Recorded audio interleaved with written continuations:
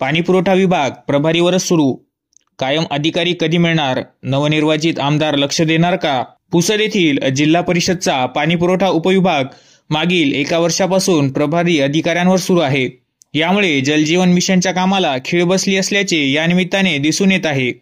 त्यामुळे नवनिर्वाचित आमदारांनी यात लक्ष घालावे अशी मागणी नागरिकांतून केली जात आहे. जिल्हा परिषद ग्रामीण पाणीपुरवठा उपविभागामार्फत जलजीवन मिशनची कामे तालुक्यात गावागावात सुरू आहेत. परंतु प्रभारी अभियंता असल्याने होत असलेली कामे संथ गतीने सुरू आहेत.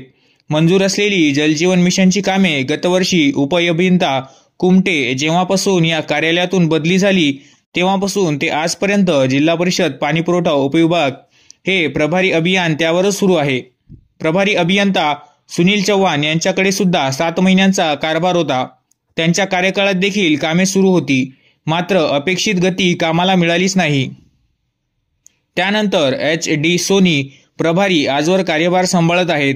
परंतु त्यांच्याकडे उमरखेड महागावचाही अतिरिक्त कार्यभार आहे. त्यामुळे त्यांचे लक्ष पुसद तालुक्यातील कामाकडे जास्त नसल्याने कामाला गती येताना दिसत नाही. याकडे गांभीर्याने लक्ष देऊन कायम अधिकारी या विभागाला देण्यात यावा अशी मागणी होत आहे.